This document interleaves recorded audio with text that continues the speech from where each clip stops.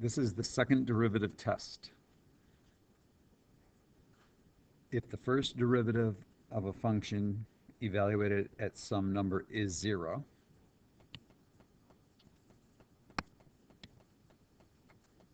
and the second derivative evaluated at the same number is greater than 0 means positive, then the function called h, in this example or in this statement, the function called h has a local maximum at x equals the number here. If the first derivative of the function evaluated at some number is 0, just like up here, but the second derivative evaluated at that number is less than 0 means negative, then the function h has a local maximum at x equals n. If it ever happens that the first and second derivative are both equal to 0, when this happens, no conclusion can be made. Illustrating the second derivative test, we did this problem in the video called optimization, about a 216 square meter rectangular pea patch to be enclosed by a fence and divided into 2 equal parts by another fence parallel to one of the sides. What are the dimensions for the outer rectangle that will require the smallest total length of fence? And how much fence will be needed? When we did this problem in the optimization video,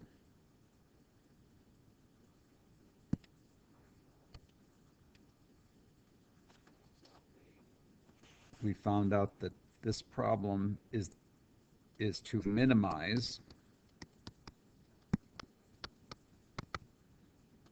f, meaning the amount of fence needed, of x equals 4x plus 324x to the negative 1,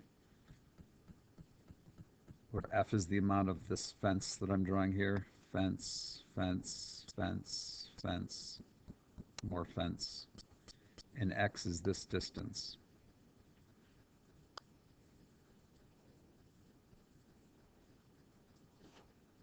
This distance we called y, but that ended up having to be 108 over x, if you look back at that video.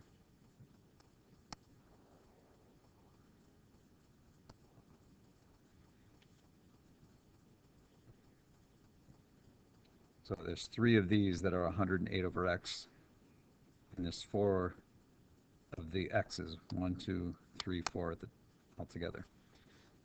So we found the derivative of the thing that's to be minimized. That was pretty easy. It's 4 minus 324 x to the negative 2. And we found when the derivative was equal to 0 and when the derivative does not exist. So we ended up with, I think, 3 critical values, but we only cared about the one that was 9. So here's how the second derivative test works. We find the second derivative. The derivative of the derivative is 0 plus 648x to the negative 3. The derivative of the first derivative is 0 plus 648x to the negative 3.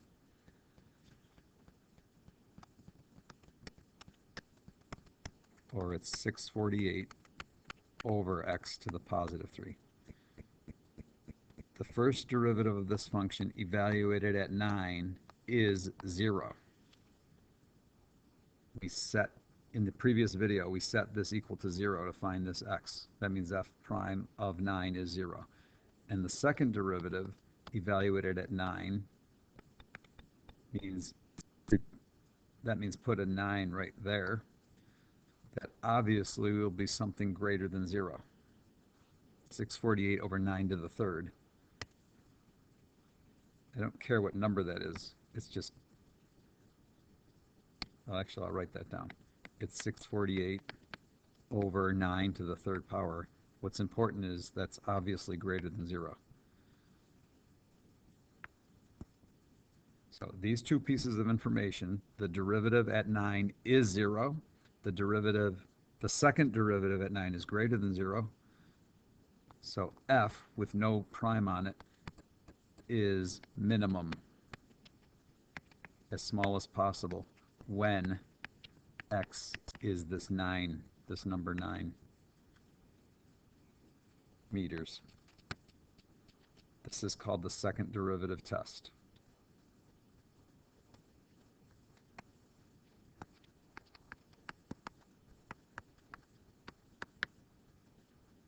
It's all right here.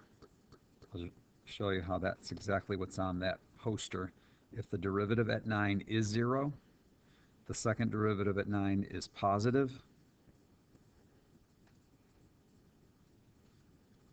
This conclusion can be written: f is minimum, as small as possible, when x is 9, the number in here. So we just used this, except the name of our function is f instead of h. Our number is 9. That's the second derivative test.